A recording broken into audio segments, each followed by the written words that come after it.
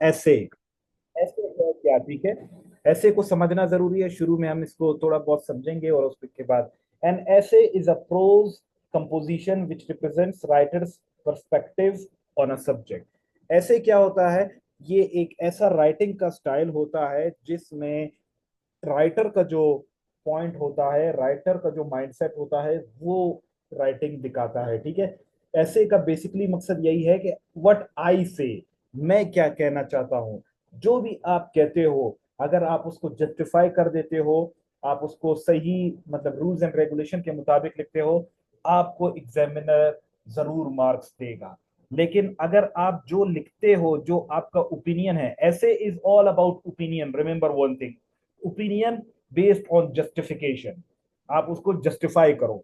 अगर आपने उसको सॉलिड आर्ग्यूमेंट्स के साथ जस्टिफाई कर लिया तो आपको अच्छे मार्क्स मिलेंगे। अगर आपने उसको सॉलिड आर्ग्यूमेंट्स के साथ जस्टिफाई नहीं किया तो आपको मार्क्स नहीं मिलेंगे।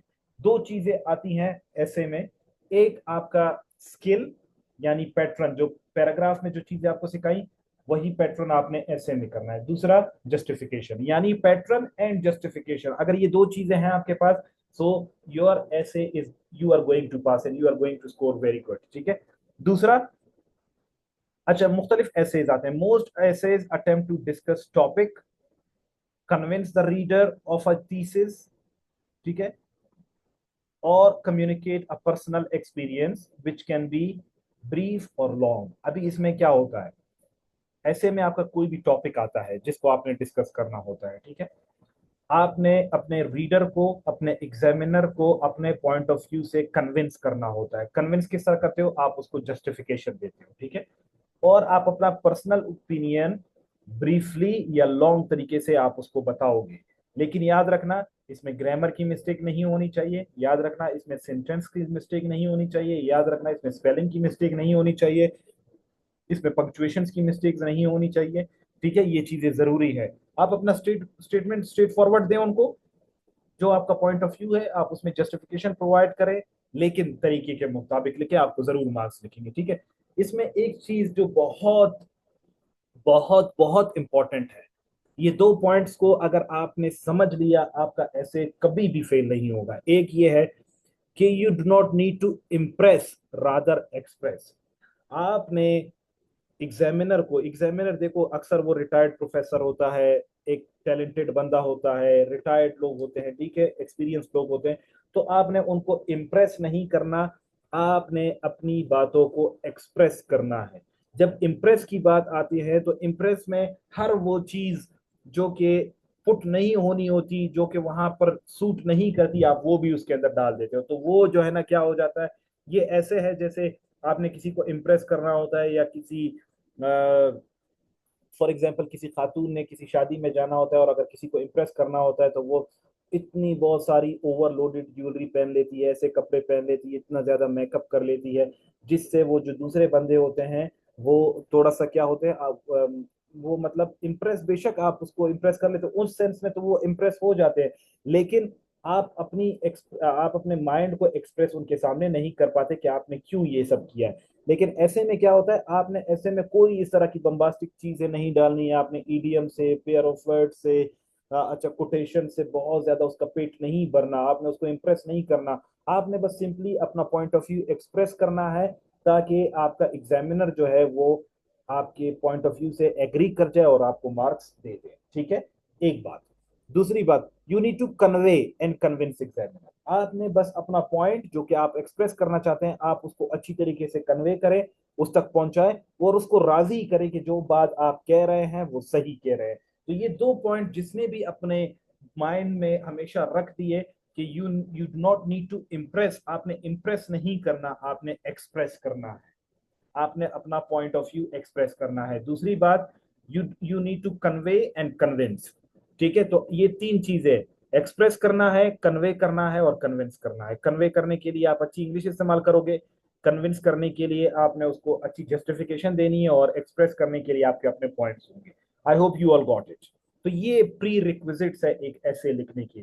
अभी हम ऐसे की तरफ फिलहाल गए नहीं है, ये तीन चीजें आपके पास होंगी, आपका ऐसे कभी भी जो है ना डेविएट नहीं होगा और कभी आपको धोखा नहीं देगा। आई होप इट्स क्लियर। जल्दी से बताएं, हमारे पास टाइम कम है।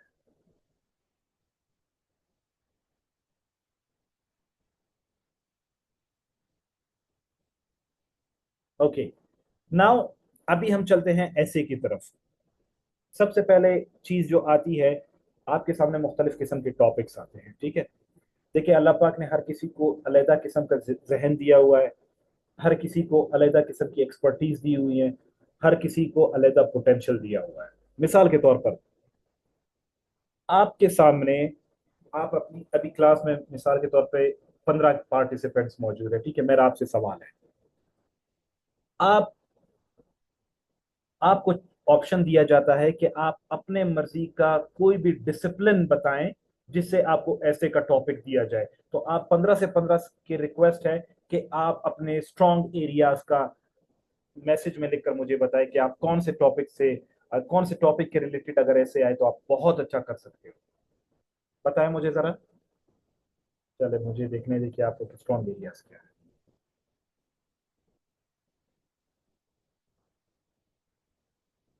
Khan chemistry, okay. समी ग्लोबल वार्मिंग, ओके। जी जी, बाकी सारे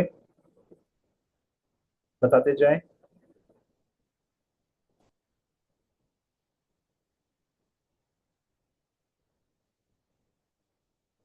Okay, Yunustan, my favorite personality. Okay, come on, everyone, please. Education, okay, globalization, environment pollution,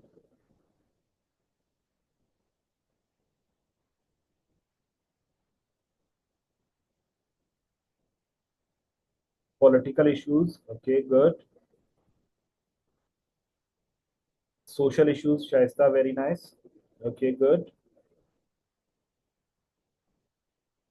Razia Jamal, poverty, okay.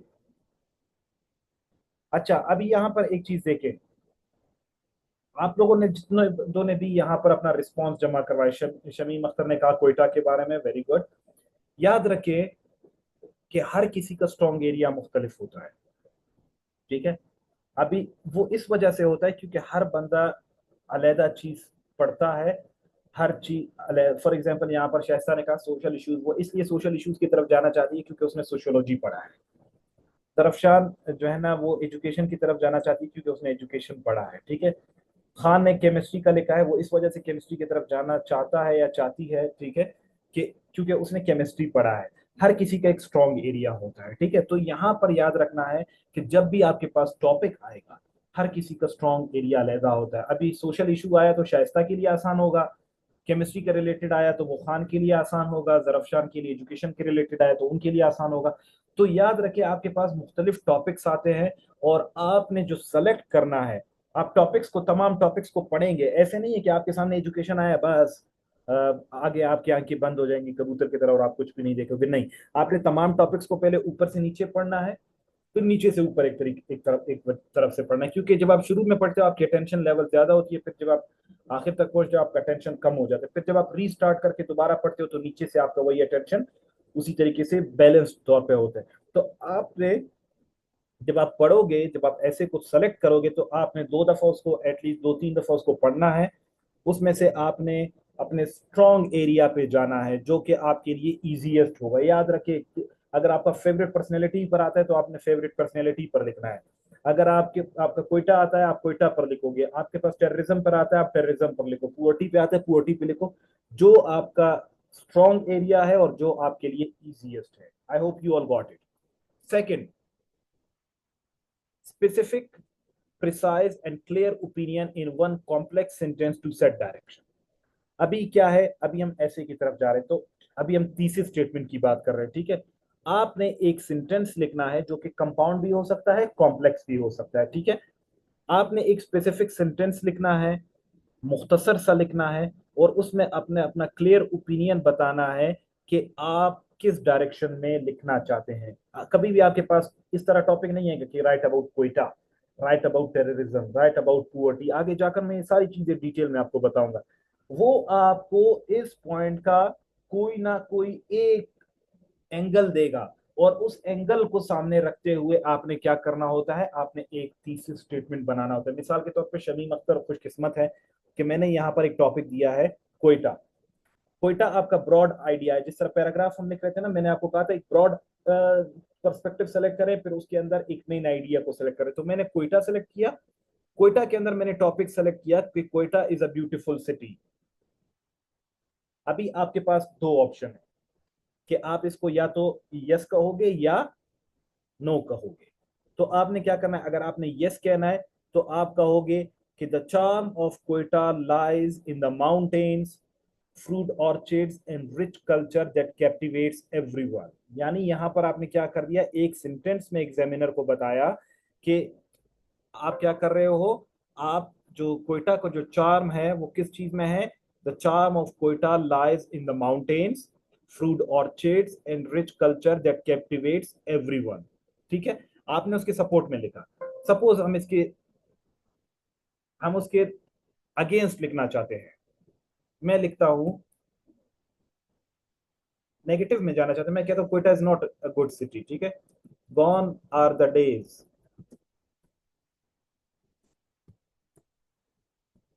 when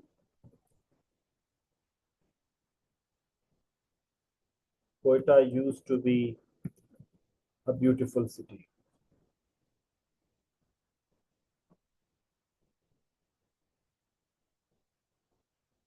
Now this is filled with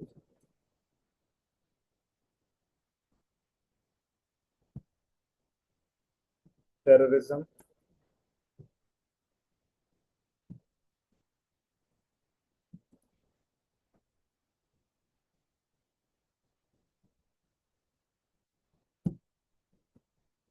sectarian differences, and poor infrastructure. अभी आप, मैंने आपके सामने ये क्या बताया, मैं उसके अगेंस्ट जाता हूँ। ठीक है, जरूरी नहीं कि आप उसके साथ में जाए, जैसे कल मैंने आपको बताया ना कि you can go in favour, you can go in against. तो आपने क्या किया, पहले मैं बताया उसके साथ में गए, the charm of Quetta lies in mountain, मतलब आप उसके साथ एग्री कर रहे हो। ठीक है, कि माउंटेन्स में उसका चार्म है, फ्रूट ऑर्चिड्स में उसका चार्म है, और रिच कल्चर में उसका चार्म है। यानी ये तीन पॉइंट्स को आप आगे जाकर डिस्कस करोगे, दैट कैप्टिवेट्स एवरीवन, जो हर किसी को अपनी तरफ खींचता है। दूसरी तरफ मैं इसके अगेंस्ट जाता हूं, मैं कहता हूं gone are the days when Quetta used to be a beautiful city, मतलब वो दिन गुजर गए जब कोयटा एक ब्यूटीफुल सिटी तस्वुर किया जाता था। Now this is filled with terrorism, यानी टेररिज्म इसके अंदर मौजूद है, सेक्टेरियन डिफरेंसेस इनके अंदर मौजूद है, और पुअर इंफ्रास्ट्रक्चर मौजूद है। तो ये क्या हुआ, ये इस सेंटेंस में मैंने क्या किया, मैंने इस सेंटेंस में उसको निगेट किया कि भाई जो चीजें आपने कही हैं, आपने कहा है कि भाई Quetta is a beautiful city, मैं उसको सपोर्ट नहीं करता हूं। तो आपने सबसे पहले टॉपिक को सेलेक्ट करना है, टॉपिक सेलेक्ट करने के बाद आपने एक ऐसा सेंटेंस बनाना है जिसमें आप क्या कर सको, आप एग्जामिनर को बता सको कि आप उसको सपोर्ट कर रहे हो या उसको निगेट कर रहे हो। I hope it's clear. ये दो चीजें बहुत इंपॉर्टेंट है। Clear to everybody? जल्दी से मुझे यस बताए, 3 मिनट है, क्या हम टाइप्स को डिस्कस करें या कल करें? अच्छा, एक्सपोजिटरी हमारे पास ऐसे जो है वो 4 किस्म के हैं। ठीक है, मुख्तलिफ किस्म के ऐसे आते हैं, लेकिन हमारे पास ज्यादातर जो आते हैं उसका मैं बता रहा हूँ। ठीक है, सबसे पहला हमारे पास है कि एक्सपोजिटरी ऐसे क्या होता है, it informs, explains and analyses the topic, generalised factual details, examples are used as support. ये क्या होता है एक्सपोजिटरी, ऐसे इस तरह होता है कि ये आपको कोई इंफॉर्मेशन देता है और आपको कहता है इसको एक्सप्लेन करो, इसको एनालाइज करो, इसको जनरलाइज करो। फॉर एग्जाम्पल मैं कहता हूँ डू गुड हैव गुड। ठीक है, ये मैंने आपको क्या किया, मैंने आपको, या मैं आपको कहता हूं कि भाई Pakistan ranks 5th in the population. ठीक है, तो आप इसको अभी एक्सप्लेन करो, एग्जांपल दो, फैक्चुअल डिटेल्स दो। ठीक है, आप उसको एक्सपोजिटरी हो करते हो। ज्यादातर हमारे पास जो एसेज आते हैं, जो हमारे बीपीएससी का जो नैरेटिव होता है, वो आर्ग्यूमेंटेटिव एसेज पहले देते हैं। ठीक है, आर्ग्यूमेंटेटिव एसेज वो होते हैं जिसमें यस और नो ऐसे, जैसे मैंने अभी आपको Quetta is a good city, आप उसको सपोर्ट भी कर सकते हो, आप उसको निगेट भी कर सकते हो, आप उसको फेवर भी कर सकते हो, आप उसको आगे।